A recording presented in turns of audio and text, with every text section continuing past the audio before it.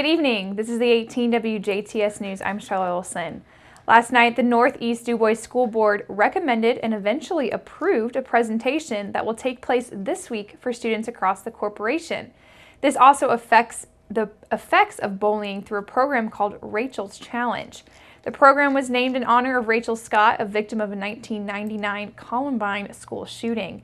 It is a nonprofit organization that works to reduce violence by making presentations at schools and communities across the country to help encourage people to reach out in kindness to those around them.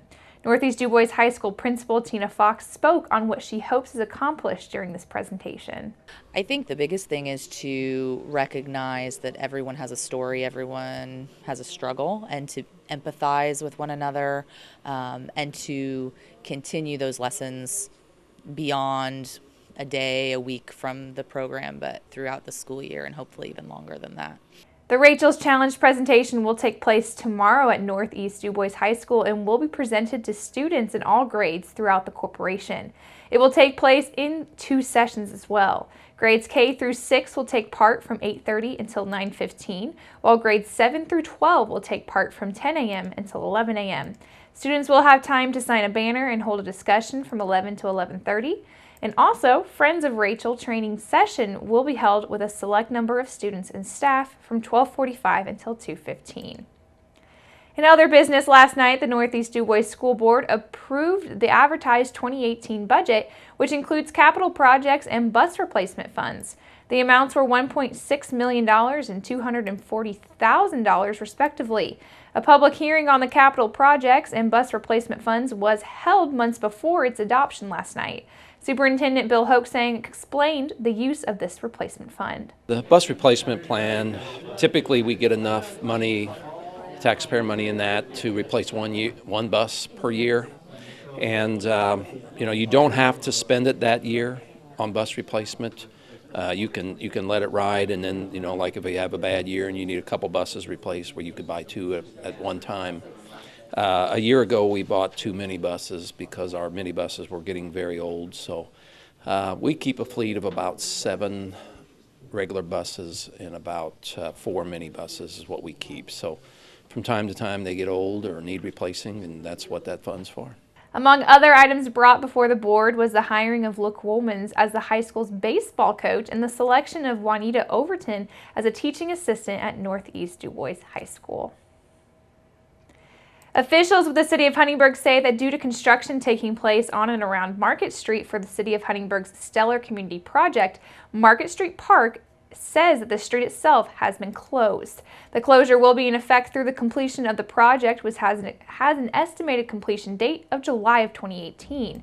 There will be no access to the area during this time. And for more information, contact Rachel Steckler at the Huntingburg City Hall at 812-683-2211 or email her at rsteckler@huntingburg-in.gov.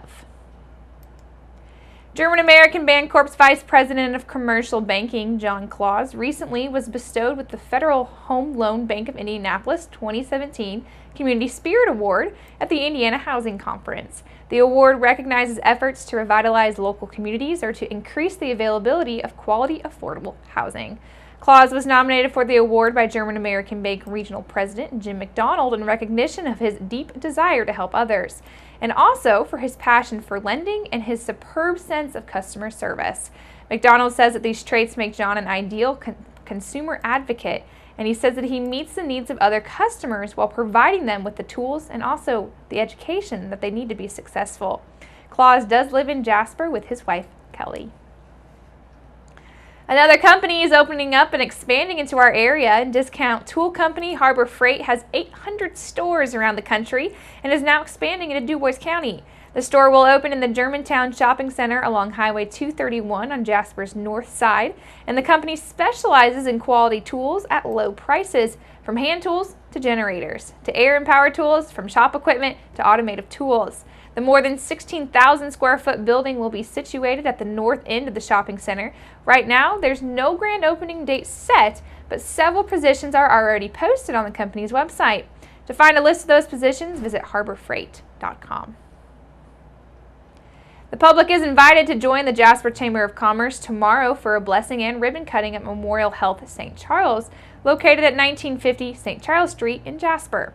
The ceremony will take place at 4 p.m. following the ribbon cutting and blessing, and the public will be invited to take a tour of the new office, meet the healthcare providers and staff, and enjoy refreshments and giveaways.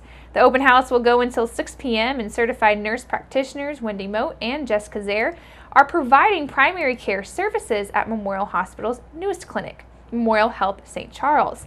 The office is located in Suite 5 of the St. Charles Medical Dental Complex, and nurse practitioners can treat illnesses such as strep throat, ear infections, sinus infections, bacterial eye infections, and more.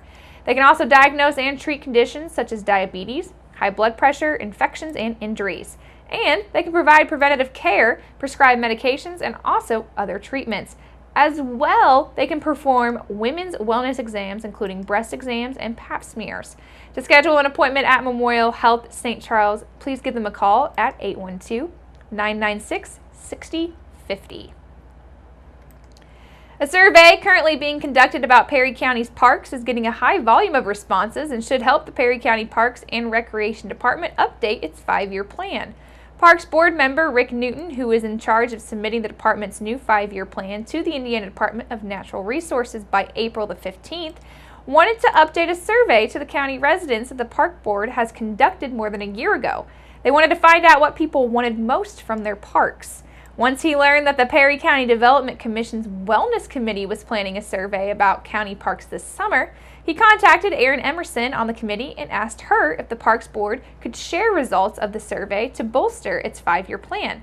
Emerson, of course, agreed, and Newton recently told the board that more than 800 responses to the survey have been officially submitted. And make sure you keep it right here, because up next we're going to take a look at your weather summary.